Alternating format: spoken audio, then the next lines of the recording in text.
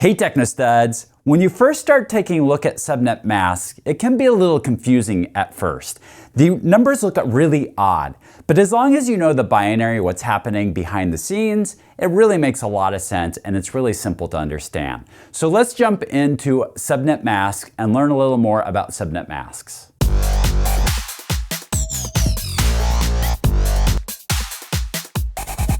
Let's talk about a default subnet mask. A default subnet mask is just the classful subnet mask. So it's just drawing the line where the classful line would be drawn. So an example of this is we can see that this is a 10 in the first octet. So this is a class A. A class A means it's just the first octet that is the network bits, and the rest of them are host bits. So in this example right here, these would be the bits that are associated with the network. These are the bits that are associated with the host. So because of that, these bits right here are all 1, and these bits are all 0 for the subnet mask. This is the default subnet mask, and we'd specify that as 255.0.0.0.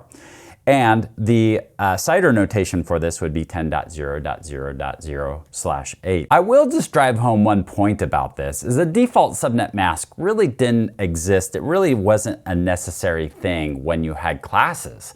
Because when you had classes, it just looked at the first octet and it could determine out what the subnet was. It didn't need a mask at all.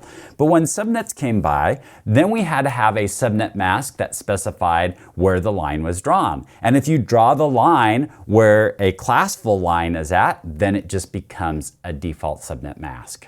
Then we also have this idea of a custom subnet mask. A custom subnet mask just means that we've customized it. We've drawn the line somewhere different than its classful boundaries. So rather than drawing the line on its classful boundaries, we've driven the line in this example right here. We've drawn the line right here. And this is the network bits, and this is the host bits for this. So because of that, we end up getting this kind of strange number here, 192. And masks look a little bit odd because they go 0 and then 128, then 192, then 224, then 240. So they look a little strange, but that's real easy, and we'll get to that here in a second. But then the CIDR notation, this is just the /18, because if you count all the ones here, you would have 18 ones. So that's the CIDR notation for it. So here's the explanation behind those odd numbers with the subnet mask. If I were to have all zeros here, it would be 0, 0, 0, 0, 0, 0, 0, 0. We would just come up with it is 0. So we haven't borrowed any bits. But if I borrow 1 bit, now we have a 1 in the 128 column here. So our first decimal is 128. If I were to turn 2 bits and borrow 2 bits, then I'd have 128 plus 64, which is 192. If I were to turn on another bit and borrow another bit, then I have to add 32 to that. So that would be 224. And then if I add another one into it, then that's plus 16. So you can see how this is going to go, 240, and then the next one is 248, and then 252, 254, and finally 255. So these are why you see when it comes to the decimal equivalent of a subnet mask, why it counts up a little strange. And you're going to want to become very familiar with these numbers because you're going to use these quite a bit, and you're going to see these quite a bit when it comes to your subnet mask. And remember, that's going to be a per octet here.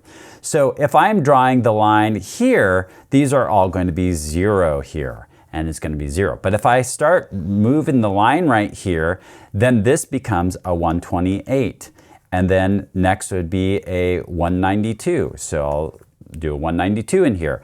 If I draw the line there, if I draw the line there, then it becomes a 224, and then a 240. And same thing, once I fill this all up and have borrowed all the bits, this becomes a 255, and then I can start borrowing from the next one. So these strange numbers will appear, start consecutively with each one of these octets, depending on where I'm drawing the line. Just to summarize it all up, let's say I'm going to draw a line somewhere. So I'm going to draw the line, let's say right here.